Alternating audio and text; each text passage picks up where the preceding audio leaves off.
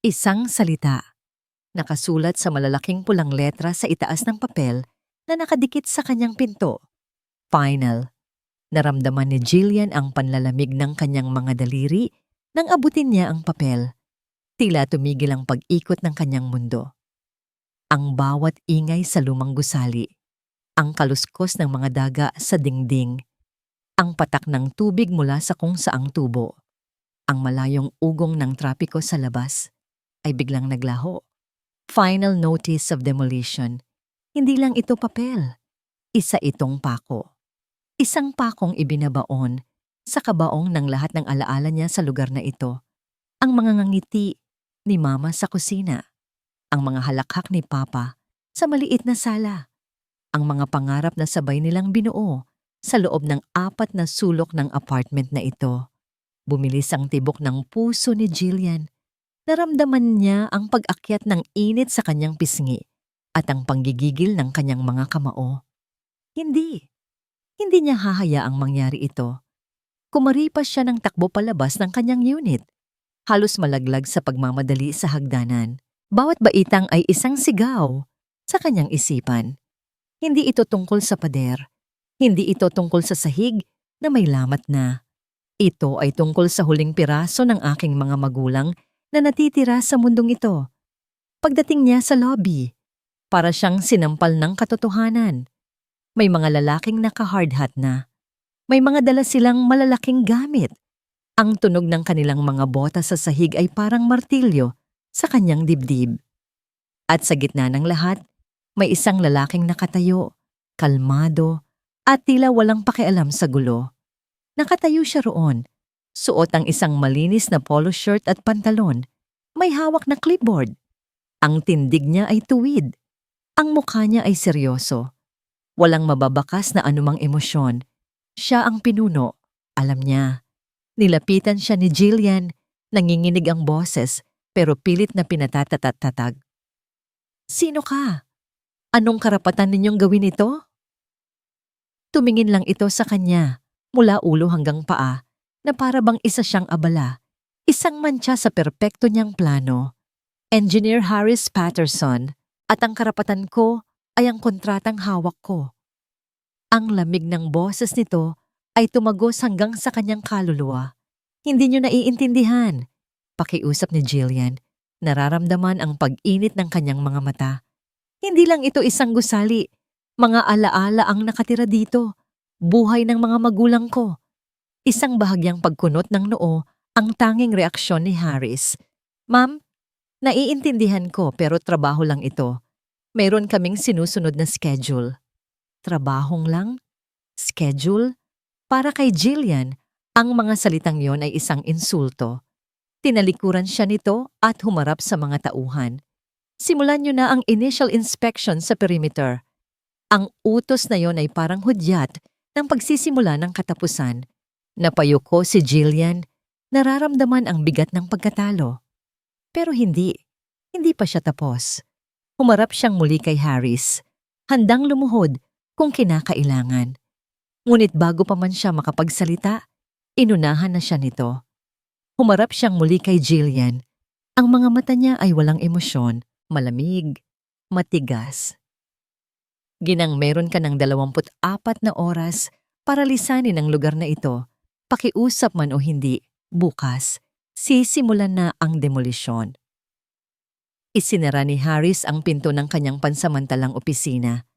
Ang ingay ng bakal na pinto ay umalingaw-ngaw sa tahimik na gabi. Inis. Iyon ang unang salitang pumasok sa isip niya habang hinahagis ang hawak na clipboard sa ibabaw ng mesa. Nagkalat ang mga papel. Hinilot niya ang kanyang sentido. Pilit na binubura ang imahe ng babae kanina. Si Jillian. Hindi niya maalis sa isip niya ang mga mata nito. Mapanghamon.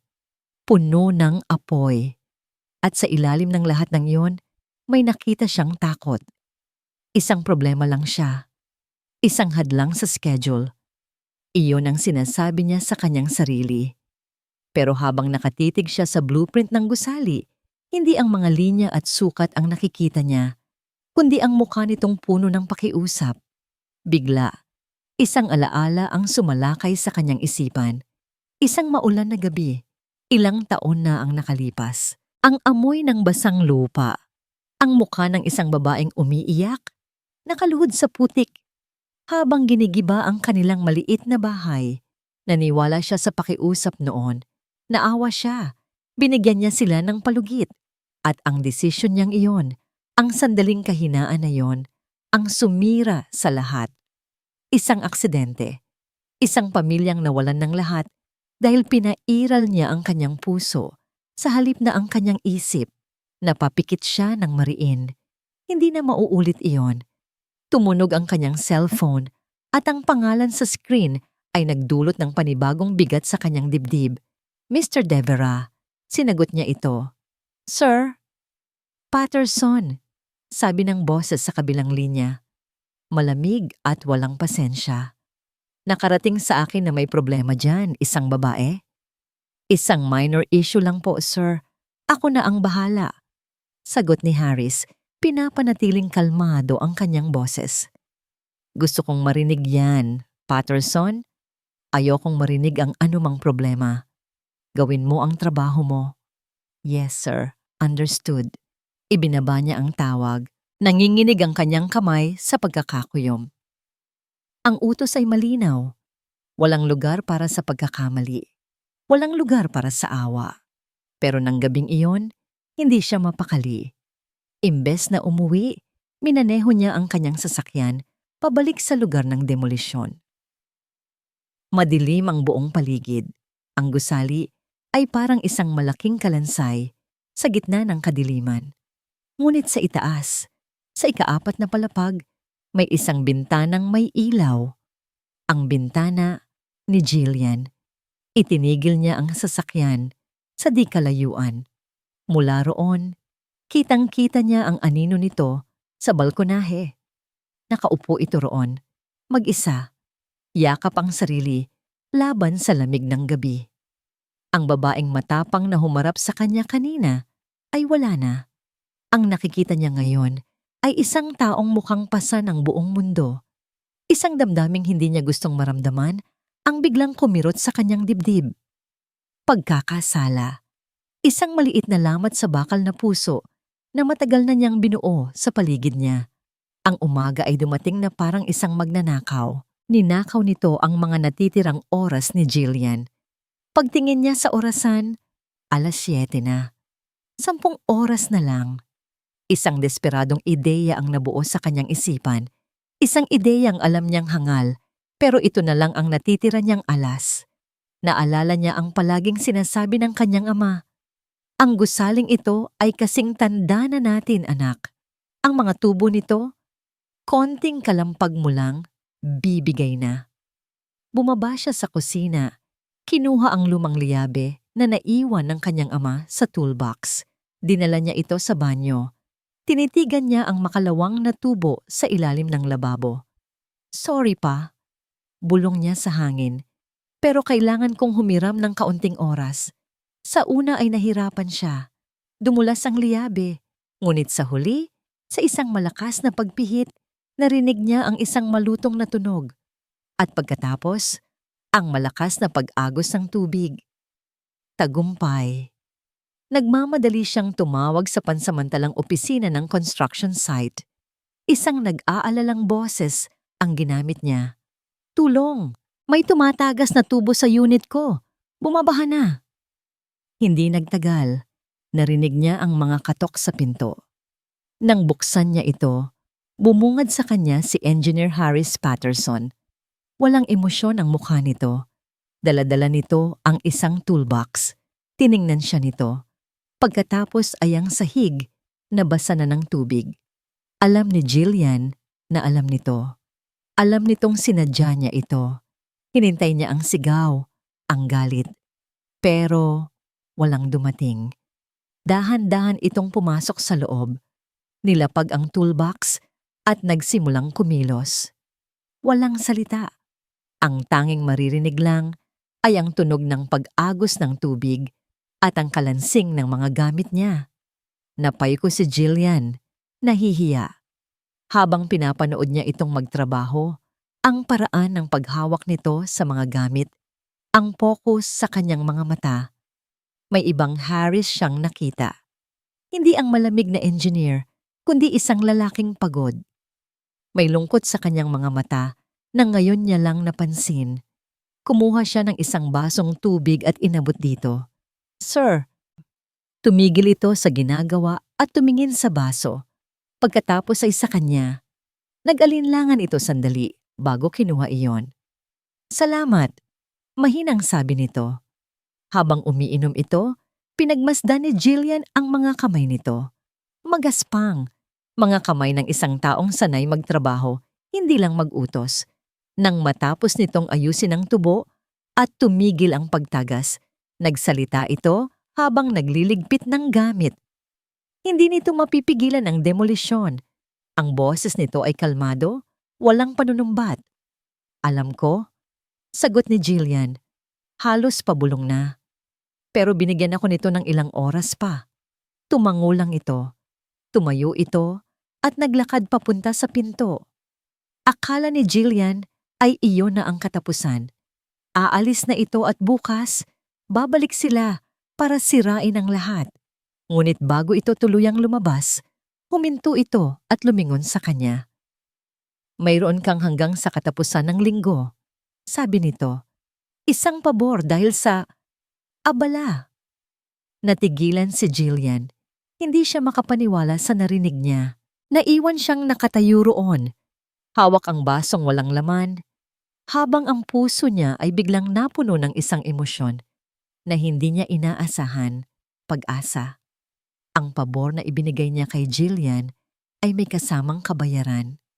Hanggang katapusan ng linggo, ang boses ni Mr. De Vera ay umalingaw-ngaw sa loob ng kanyang marangyang opisina. Hindi ito pasigaw, pero ang tindi ng diin sa bawat salita ay sapat na para maramdaman ni Harris ang panganib. Engineer Patterson, binabayaran kita para sundin ang schedule, hindi para gumawa ng sarili mong schedule. Nakatayo si Harris sa harap ng malaking mesa ni De Vera na natiling tuwid ang tindig. May mga safety protocols lang po na kailangan i-double check, sir. Standard procedure. Isang kasinungalingan. At alam niyang alam ni De Vera na isa itong kasinungalingan. Tumawa si De Vera. Isang tawang walang kagalakan. Protocols? O baka naman ang babaeng yon ang dahilan? Huwag mo akong gawing tanga, Patterson. Alisin mo siya dyan. Ngayon na. Masusunod, sir, sagot ni Harris. Kahit na ang totoo ay iba ang sinasabi ng kanyang isipan. May mali. Paglabas niya ng opisina, ang pakiramdam na yon ay hindi nawala. Bakit ganito na lang ang pagmamadali ni De Vera? Oo, malaki ang proyektong ipapalit sa gusali. Pero ang ganitong klase ng pressure ay hindi normal. Para bang may hinahabol sila o may tinatakasan. Kailangan niya ng dahilan. Isang lehitimong dahilan para sa pagkaantala na ibinigay niya. Isang dahilan na katanggap-tanggap sa engineering standards, hindi dahil sa awa. At doon pumasok sa isip niya ang isang ideya. Dumiretso siya sa archives ng syudad. Ang amoy ng lumang papel at alikabok ang sumalubong sa kanya. Pagkatapos ng halos isang oras na paghahanap sa mga nakatambak na folder, nakuha rin niya ang hinahanap niya, ang orihinal na mga plano ng De Leon Residential Building. Sa isang malawak na mesa sa sulok ng silid, maingat niyang inilatag ang mga lumang blueprint. Ang papel ay naninilaw na. Ang tinta ay medyo kupas na. Inilabas niya ang mga kasalukuyang report at sinimulang pagkumparahin ang mga ito. Sa unang tingin, lahat ay mukhang nasa ayos, pero si Harris ay metikuloso. Trabaho niya ang makita ang mga bagay na hindi nakikita ng iba. At nakita niya ito. Isang maliit na pagkakaiba sa specification ng bakal na ginamit para sa pundasyon. Isang pagbabago sa halo ng semento na hindi dokumentado. Ang as-built report ay iba sa orihinal na disenyo. Para sa isang ordinaryong tao, ito ay mga numero lang. Pero para sa isang engineer, ito ay isang malaking pulang bandera. Isang senyales ng pagtitipid. Isang senyales ng panganib. Patuloy siyang naghahanap. Sinusuri ang bawat pahina, bawat sulok. At sa ilalim ng isang technical drawing ng pundasyon, may nakita siyang halos hindi na mabasa. Isang sulat kamay na tala sa gilid ng papel. Nakasulat sa maliit at madiing letra, babala. Kalidad ng materyales, hindi pasok sa pamantayan. At ang pinakakilabot sa lahat, ang maikling tala na yon ay may isang marahas na guhit sa ibabaw na para bang sinadyang burahin at itago. Ang ilang araw na palugit na ibinigay ni Harris ay parang hininga ng sariwang hangin sa isang taong malulunod na. Hindi nito nilutas ang problema, pero binigyan siya nito ng pagkakataong huminga. At dahil doon, nakaramdam siya ng utang na loob. Kinabukasan, nagtimpla siya ng 2 tasa ng mainit na kape. Ang isa ay para sa kanya, at ang isa ay inilagay niya sa isang thermal mug. Sa kabila ng pag-aalinlangan, naglakad siya papunta sa pansamantalang opisina ni Harris. Huminto siya sa harap ng pinto. Ilang beses siyang bumuntong hininga bago kumatok. Isang mahinang katok lang na halos siya lang ang nakarinig. Nang bumukas ang pinto, bumungad sa kanya si Harris. Mukha itong gulat na makita siya. May bakas ng pagod sa mga mata nito na para bang hindi ito natulog. Sir, simula ni Jillian, medyo nahihiya. Itinaas niya ang mug. Nagdala po ako ng kape, bilang pasasalamat. Tiningnan ni Harris ang kape. Pagkatapos ay siya. May pagtataka sa mukha nito. Ilang segundo itong hindi nagsalita na para bang pinoproseso ang simpleng alok niya. Sa huli, dahan-dahan itong tumango at kinuha ang mug mula sa kanya. Salamat, sabi nito. Ang boses ay mas mahina kaysa dati. Akala niya ay doon na matatapos iyon. Pero imbes na isara ang pinto, lumabas ito at umupo sa unang baitang ng hagdanan sa labas ng gusali. Tumingin ito sa kanya, isang tahimik na paanyaya. Sumunod si Jillian at umupo sa tabi nito. May kaunting espasyo sa pagitan nila. Katahimikan. Ang maririnig lang ay ang malayong ingay ng siyudad. Uminom sila ng kape. Para sa 2 taong nagsimula bilang magkaaway, ang sandaling iyon ay kakaiba. Payapa. Alam mo, si Jillian na ang bumasag sa katahimikan. Ang apartment na yan. Dito ako natutong magbisikleta. Tumingin sa kanya si Harris, naghihintay. Itinuro ni Jillian ang bintana ng kanyang unit sa itaas. Si Papa, tinuturuan niya ako. Pero palagi niyang sinasabi na masyado raw mataas ang upuan. Binaba niya ng binaba hanggang sa halos gumapang na lang yung bisikleta sa sahig. Si Mama naman, tawa ng tawa sa kusina. Sabi niya, Antonio, hayaan mo ang bata na matuto sa sarili niya. Isang maliit na ngiti ang sumilay sa labi ni Jillian habang inaalala ang nakaraan. Hindi niya pinakinggan si Mama. Sa huli, natuto akong magbisikleta hindi dahil sa kanya, kundi dahil sa pagod na ako sa kakasunod niya sa likod ko. Nagulat si Jillian nang marinig niya ang isang mahinang tunog mula kay Harris. Isang mahinang pagtawa. At pagkatapos, ngumiti ito. Hindi ito isang pilit na ngiti. Isang totoong nangiti. Isang nangiti na umabot sa kanyang mga mata at tila binura ang lahat ng bigat at lamig sa kanyang mukha. Sa isang iglap, hindi na ito si Engineer Harris Patterson, ang demolition man. Siya ay si Harris na lang. At sa sandaling iyon, naramdaman ni Jillian ang isang bagay na matagal na niyang hindi naramdaman. Kilig. Isang mainit na pakiramdam na gumapang sa kanyang dibdib. Ngunit ang sandali ay biglang naputol. Isang makintab at itim na kotse ang huminto sa harap nila. Bumukas ang bintana nito at sa loob ay isang lalaking nakatingin ng diretso sa kanila. Matanda, nakasuot ng mamahaling damit at may mga matang kasing lamig ng yelo. Nakita ni Jillian kung paano biglang naglaho ang nangiti Sa mukha ni Harris, ang init ay napalitan ng tigas. Ang maskara ay bumalik sa dati nitong lugar. Ang nangiti ni Jillian ay parang araw na sumilip sa madilim niyang mundo. Ngunit ang titig ni Mr. De Vera ay ang biglaang pagdating ng isang bagyo na nagbura sa lahat ng liwanag. Pag-alis ng sasakyan ni De Vera, tumayo si Harris. Ang init ng kape sa kanyang kamay ay wala ng epekto sa ginaw na gumapang sa kanyang buong katawan. Kailangan ko nang bumalik sa trabaho, sabi niya kay Jillian. Ang boses niya ay bumalik sa dati nitong tigas at lamig. Hindi na niya ito magawang tingnan sa mata. Hindi na niya hinintay ang sagot nito. Mabilis siyang pumasok sa kanyang opisina at isinara ang pinto. Iniwan si Jillian na nag-iisa sa hagdanan. Sumandal siya sa pinto at napapikit. Ang titig ni De Vera kanina ay hindi lang isang babala, isa iyong banta. Ang pagmamadali, ang mga lumang plano, ang pilit na pagtatago sa isang tala. At ngayon, ang personal na pagbabantay ni De Vera.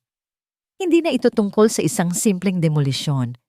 Nang gabing iyon, hindi natulog si Harris. Hinintay niyang maging ganap na tahimik ang paligid.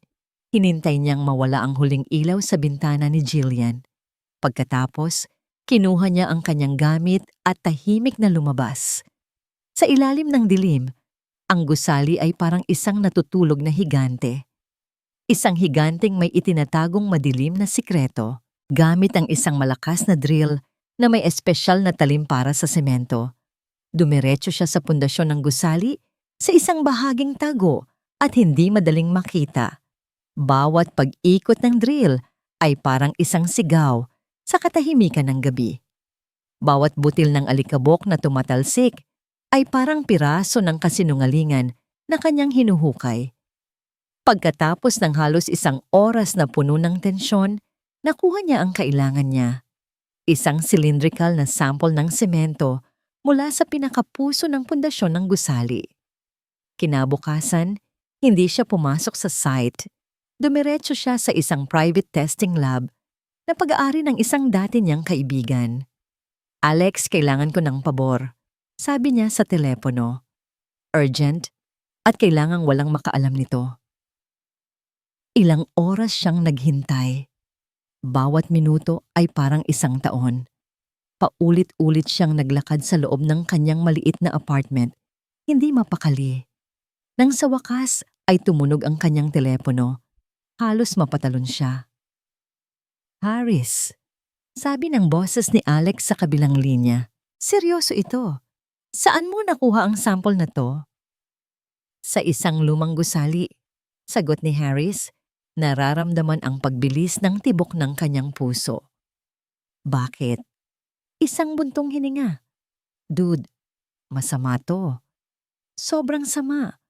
Ang compressive strength nito, halos 60% lang ng minimum requirement para sa isang residential building. Isang malakas na lindol lang, Harris. Magiging alikabok ang gusaling ito. Parang may bumagsak na yelo sa sikmura ni Harris. Ang lahat ng hinala niya ay nagkatotoo. Ang demolisyon ay hindi para magtayo ng bago. Ito ay para ibaon ang ebidensya bago pa man may mangyaring trahedya. Si De Vera ay hindi lang isang sakim na negosyante. Isa siyang kriminal. Bumalik siya sa kanyang apartment at muling inilatag ang mga lumang papeles. Kailangan niyang malaman kung sino ang may kagagawa nito. Sinuri niya ang listahan ng mga pangalan sa lumang project team. At doon, sa ilalim ng titulong Chief Engineer, nakita niya ang pangalan ng taong namuno sa buong proyekto. At sa tabi ng pangalan nito, may isang maliit na nota na isinulat ng ibang kamay. Tinanggal dahil sa insubordination. Tinitigan niya ang pangalan at ang lahat ng dugo sa kanyang mukha ay tila hinigop ng sahig. Ang pangalan ng engineer na sinibak dahil sa pagtutol sa katiwalian. Ang pangalan ng taong na unang nakadiskubre ng lahat ng ito. Antonio de Leon. Antonio de Leon. Ang pangalan ay umuulit-ulit sa isipan ni Harris na parang sirang plaka. Paulit-ulit. Pamilyar. Hindi niya lang malaman kung saan niya ito narinig. Bumalik siya sa mesa, tinitigan ang luma at kupas na pangalan sa papel. Tinanggal dahil sa insubordination. Isang magaling na engineer na biglang nawala sa industriya. Isang multo. Sinubukan niyang alalahanin. Saan? Kailan? At bigla, na para bang isang kidlat, bumalik sa kanya ang eksena sa hagdanan. Ang amoy ng kape. Ang sinag ng araw sa mukha ni Jillian habang nagkukwento ito. Si Mama naman, tawa ng tawa sa kusina. Sabi niya, Antonio, hayaan mo ang bata na matuto sa sarili niya. Napahawak si Harris sa gilid ng mesa. Ang kanyang mga daliri ay nanigas. Hindi maari. Isang pagkakataon lang. Maraming Antonio sa mundo. Pero ang pakiramdam sa kanyang sikmura ay nagsasabing hindi ito pagkakataon. Pilit niyang inalala ang loob ng apartment ni Jillian nung araw na inayos niya ang tumatagas na tubo. Ang sala nito, ang mga lumang muebles, ang mga litrato sa pader. May isang estante sa sulok. Puno ito ng mga libro at ilang maliliit na palamuti. At sa pinakaitaas, medyo natatabunan ng alikabok. May isang bagay siyang hindi pinansin noon. Isang maliit na tropeyo at isang nakarolyong diploma na may pulang ribon. Sinubukan niyang palakihin ang imahe sa kanyang isipan. Ang pangalan. Anong pangalan ang nakasulat doon? At nakita niya ito. Malinaw na malinaw.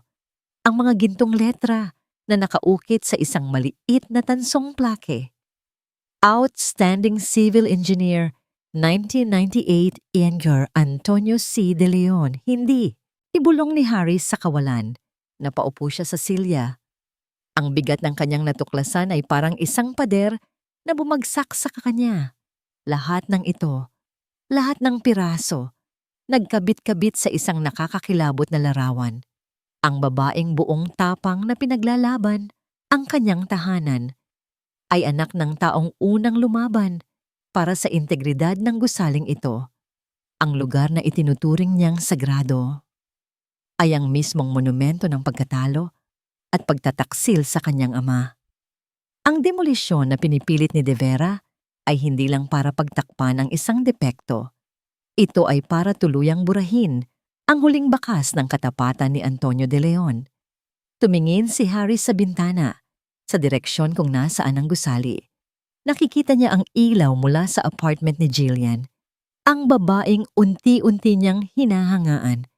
Ang babaeng nagsisimula nang sirain ang mga pader na binuo niya sa paligid ng kanyang puso. Kailangan niyang sabihin dito ang totoo. Pero paano? Paano niya sasabihin dito na ang lugar na pinaglalaban nito ay isang malaking kasinungalingan? Isang bitag na maaring kumitil sa buhay niya anumang oras? Paano niya sasabihin sa babaeng pinoprotektahan ang mga alaala ng kanyang ama? Na ang mismong mga pader na yon ang tahimik na saksi sa pagwasak sa pangalan nito. Ang pag-asa ay isang mapanlinlang na bagay. Sa mga sumunod na araw, ang pag-asang isinilang mula sa isang tasa ng kape at isang totoong nangiti ay unti-unting namatay. Nagbago si Harris. Bigla. Ang lalaking nakita niyang ngumiti ay naglaho na. Ang bumalik ay ang malamig at mailap na Engineer Patterson. Sa tuwing susubukan niyang kausapin ito, palagi itong may dahilan. Maraming ginagawa. Kailangan kong tapusin to. Pasensya na. Iniiwasan nito ang kanyang mga mata. Ang bawat sagot ay maikli at tila pilit. Ang pader sa pagitan nila, na akala niya ay nagsimula nang gumuho, ay muling itinayo. Mas mataas, mas matibay. Ako ba ang problema? Tanong ni Jillian sa sarili isang hapon habang pinapanood niya si Harris mula sa kanyang bintana. Nakatayo ito sa labas, kausap ang ilang trabahador. Pero ang isip nito ay tila na sa ibang lugar.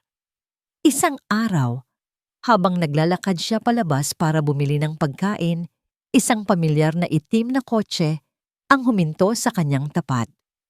Bumukas ang bintana at bumungad sa kanya ang lalaking kasama ni Harris noong isang araw. Ang lalaking may mga matang nagyayelo. Ngumiti ito sa kanya. Isang ngiting hindi umabot sa mga mata. Miss De Leon, tama po ba? Tumangulang si Jillian, biglang kinabahan. Ako si Mr. De Vera, ang may-ari ng kumpanya. Sabi nito sa isang malumanay na boses na kabaligtaran ng itsura nito. Nais ko lang humingi ng paumanhin sa anumang abalang na idulot namin. Alam kong mahirap ang sitwasyon mo. Nagulat si Jillian. Hindi niya ito inaasahan. Okay lang po. Si Engineer Patterson, patuloy ni Mr. Devera.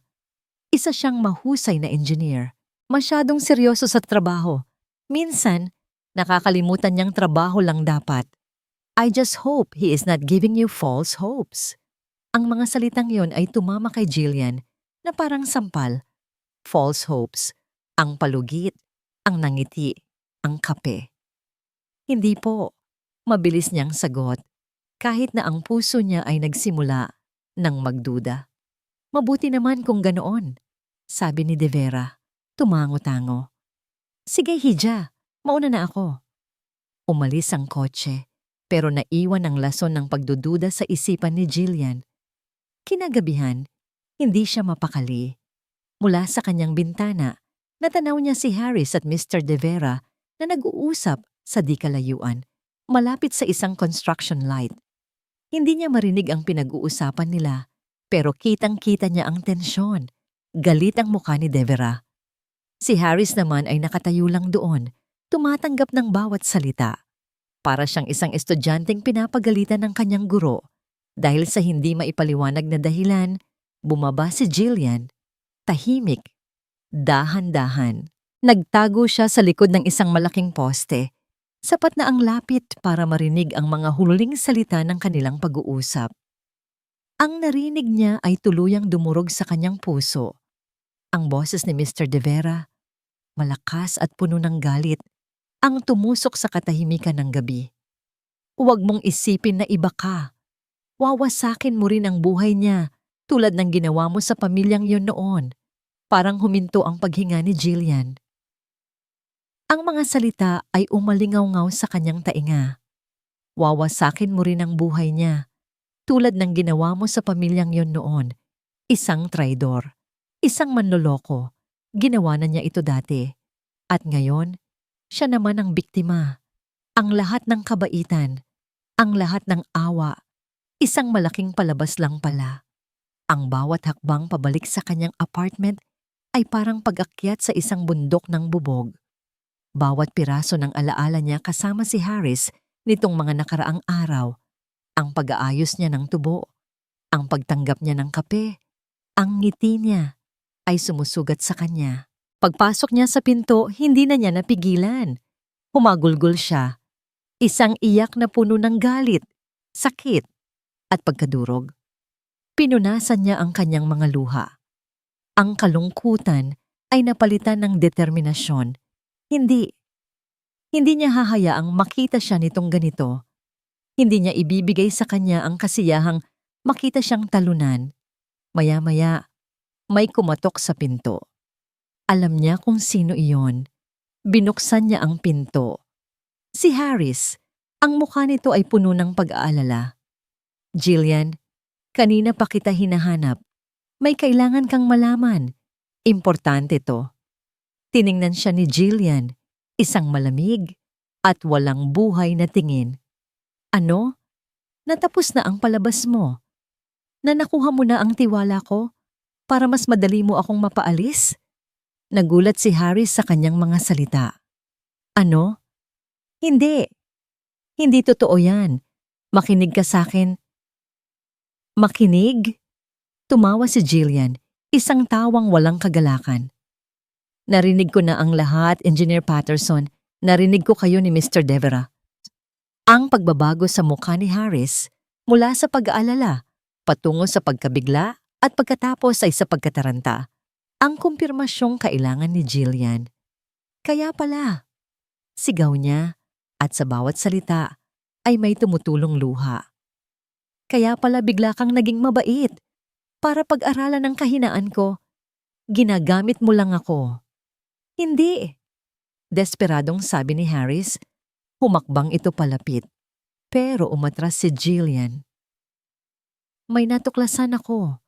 Tungkol sa gusaling ito. Tungkol sa tatay mo. Ang pagbanggit sa kanyang ama. Ang nagsilbing gasolina sa apoy ng kanyang galit. Huwag mong mabanggit-banggit ang tatay ko. Sigaw niya, itinuturo ito. Wala kang karapatan. Isa kang sinungaling. Katulad ka lang din nila. Jillian, pakiusap. Maniwala ka sa akin. Nasa panganib ka dito. Ang tanging panganib dito ay ik. Ang sakit ay napakabigat, napakatindi. Kailangan niyang itaboy ito palayo. Kailangan niyang ilabas ang lahat ng sakit na nararamdaman niya.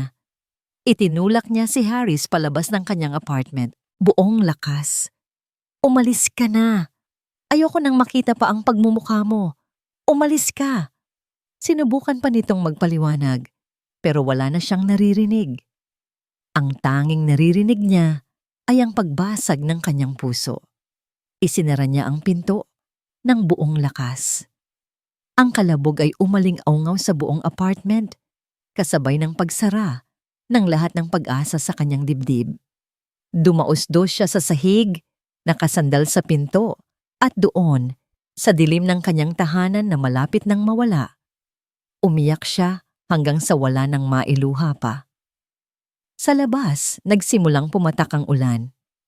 Nakatayo si Harris sa gitna ng ulan, basang-basa, pero hindi niya ito nararamdaman. Ang nararamdaman lang niya ay ang pagkabigo. Lahat ay nawala. Biglang nag-vibrate ang kanyang cellphone sa bulsa. Isang text message mula kay Mr. Devra.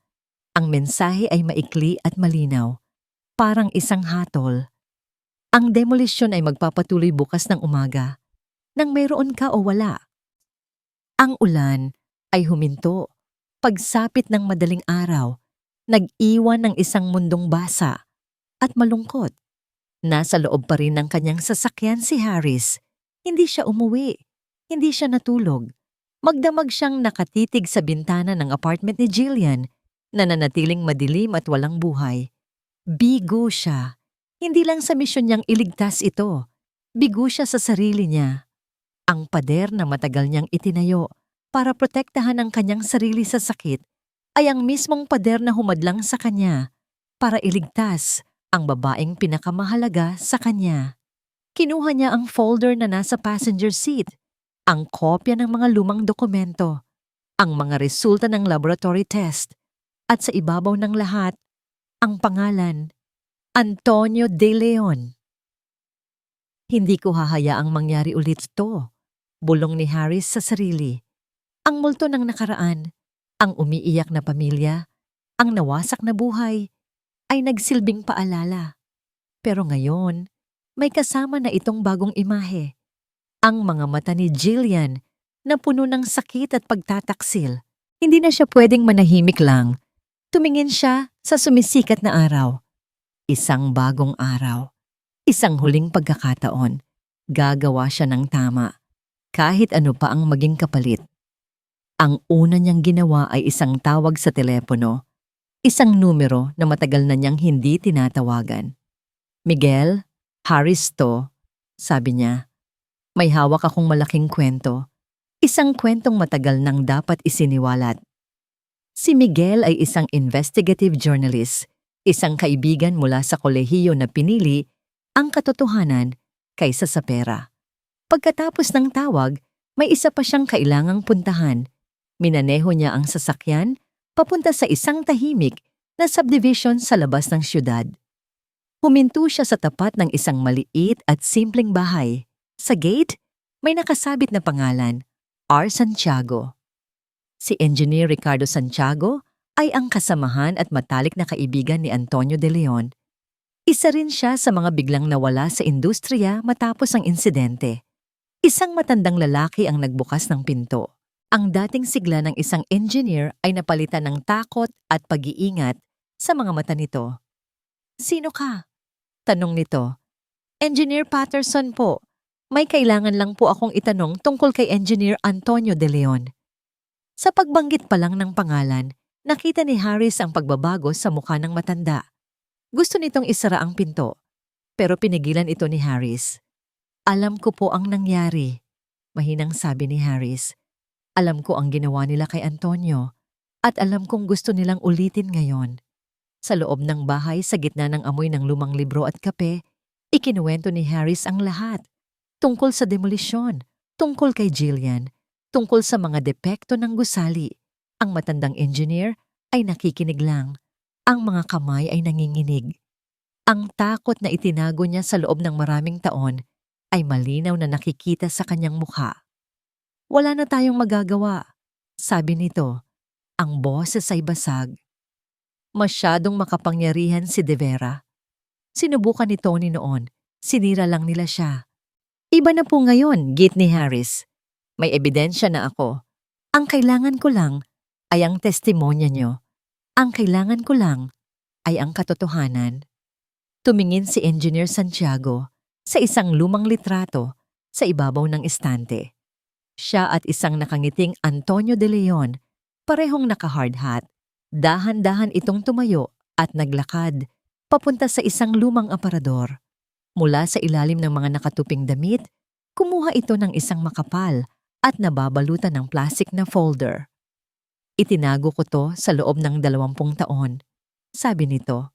Ang boses ay nanginginig habang inaabot ang folder kay Harris. Ito ang orihinal na report ni Tony. Ang lahat ng ebidensya na tinangka niyang ilabag ng buo. Pinuksan ni Harris ang folder. Naroon ang lahat. Mga papeles, mga litrato, mga sulat. Ang huling baraha na kailangan niya. Nang tumunog ang kanyang telepono, ang balita mula kay Miguel ang nagkumpleto sa kanyang plano. Harris, kumpirmado? Sabi ng journalist. Si De Vera magkakaroon ng press conference mamayang 10:00 sa mismong construction site para opisyal na ianunsyo ang bago nilang proyekto. Isang ngiti. Isang ngangiti ng isang mandirigmang handa ng sumabak sa laban. Ang sumilay sa labi ni Harris. Pupunta ako doon, sabi niya. At sisiguraduhin kong ito ang huling press conference na gagawin niya. Walang laman. Iyon ang pakiramdam ni Jillian habang inilalagay niya ang mga natitirang gamit sa loob ng isang karton na kahon. Ang bawat libro, bawat litrato, bawat maliit na bagay ay parang piraso ng kanyang kaluluwa na ipinapamigay niya. Tapos na, talunan siya. Sa loob ng ilang oras, darating na ang mga wrecking ball. Huminto siya nang makita ang isang maliit at maalikabok na kahon sa ilalim ng lumang kama ng kanyang mga magulang.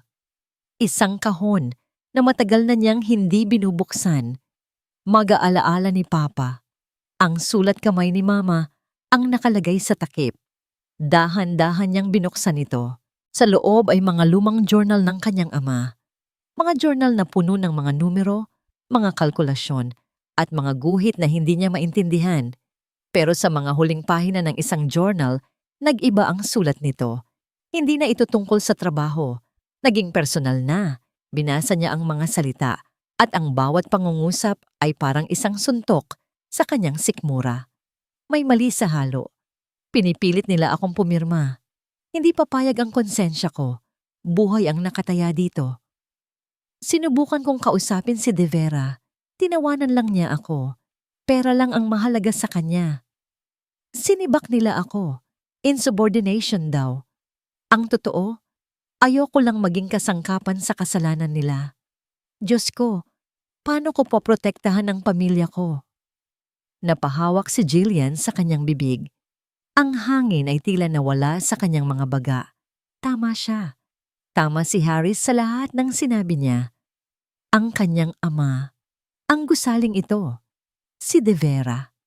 Kasabay ng pagbagsak ng kanyang mga luha ang pag-ring ng kanyang cellphone. Isang text mula sa kanyang kaibigan. Bessie, buksan mo TV. May gulo sa site ng apartment mo. Live ngayon. Nanginginig ang mga kamay na binuksan niya ang telebisyon. At doon, sa screen, nakita niya ang eksena.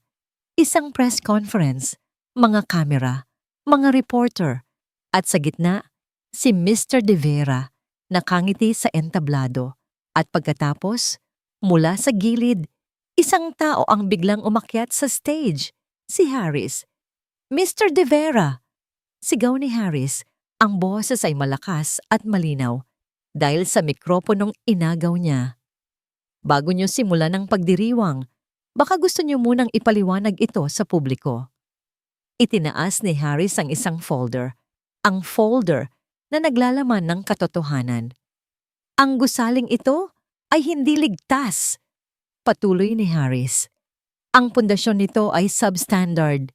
At alam niyo yan, Mr. De Vera, dahil kayo mismo ang nag-utos na tipirin ang materyales 20 taon na ang nakalipas. Gulat, hiyawan. Ang mga kamera ay nagsimulang mag-flash. Sinungaling! Sigaw ni De Vera, security! Alisin yan dito! At ang engineer na sumubok pumigil sa inyo, ang engineer na sinira niyo ang pangalan at tinanggal sa trabaho. Ang pangalan niya ay Antonio De Leon. Sa sandaling iyon, wala nang narinig si Jillian. Kinuha niya ang journal ng kanyang ama at tumakbo. Kumaripas siya ng takbo palabas ng gusali, pababa ng hagdanan, papalabas sa kalsada. Pagdating niya sa side, ang gulo ay nasa kasukdulan na. Nakita niya si Harris, pinalilibutan ng security. Nakita niya si De Vera, namumutla ang mukha. Nagsasabi siya ng totoo. Ang sigaw ni Jillian ay pumunit sa ingay. Lahat ng mata ay napunta sa kanya. Dala-dala ang journal, tumakbo siya papunta sa entablado. Nandito ang lahat! Sigaw niya, itinaas ang journal. Ang sulat ng aking ama, ang katotohanan na pilit niyong itinago. Iyon na, ang huling piraso ng ebidensya. Ang huling pako sa kabaong ni De Vera. Habang ang mga reporter ay nagkakagulo at papalapit ang mga pulis para arestuhin si De Vera, si Harris at Jillian ay nakatayo lang sa gitna ng entablado. Sa gitna ng kaguluhan, ang mundo nila ay biglang tumahimik. Tanging sila lang dalawa. Nagkatinginan sila, ang mga mata ay puno ng mga salitang hindi na kailangang bigkasin. Pagsisisi, pasasalamat, at isang bagong simula. Lumipas ang ilang buwan na buwan. Ang ingay ng iskandalo ay unti-unting humupa at ang hustisya ay nagsimulang gumulong. Ang De Leon Residential Building ay hindi na giniba. Sa halip, idineklara itong isang heritage site ng syudad, isang paalala sa katapangan at integridad ng isang simpleng engineer na lumaban para sa tama. Sa harap ng gusali, isang maliit na tansong plaque ang inilagay bilang parangal kay Engineer Antonio De Leon. Nawala ng trabaho si Harris. Ang paglaban niya kay De Vera ay nagdulot ng alon sa industriya. Maraming kumpanya ang natakot na kunin siya. Pero sa unang pagkakataon, sa loob ng maraming taon, naramdaman niyang malaya siya. Hindi na siya alipin ng takot o ng nakaraan. Isang hapon, sinundo niya si Jillian. Walang salita. Nagmaneho lang siya. Dinala siya nito sa isang lugar na hindi pa niya napupuntahan. Isang maliit na burol sa labas ng syudad. Mula roon, tanaw ang buong kalangitan at ang mga ilaw ng syudad sa ibaba. Bakit tayo nandito? Tanong ni Jillian habang dinadama ang sariwang hangin. Ngumiti lang si Harris. Mula sa likod ng kanyang sasakyan, kumuha ito ng isang malaking karton na tubo. Maingat niya itong binuksan sa ibabaw ng damuhan. Isang blueprint. Ano to? Tingnan mo. Sabi ni Harris, ang mga mata ay nagniningning. Inilatag nito ang plano. Isang bahay. Isang maliit ngunit magandang bahay. Tinitigan ni Jillian ang disenyo, ang layout ng kusina, ang posisyon ng bintana sa sala. Ang maliit na balkonahe, lahat ay pamilyar. Ito, bulong ni Jillian, hindi makapaniwala. Ito ang apartment ko. Hindi. Pagtatama ni Harris, mas matibay ito, mas maliwanag, at higit sa lahat, nakatayo sa isang pundasyong binuo sa katotohanan. Tumingin si Harris kay Jillian. Ang pagmamahal sa kanyang mga mata ay kasing lawak ng kalangitan sa kanilang likuran. Jillian, sabi niya, ang boses ay puno ng emosyon. Sinira ko ang mga pader sa paligid ng puso ko para sa'yo. Hayaan mong magtayo tayo ng bago. Magkasama. Dahan-dahan itong lumuhod sa kanyang harapan. Mula sa kanyang bulsa, kinuha nito ang isang maliit na kahon.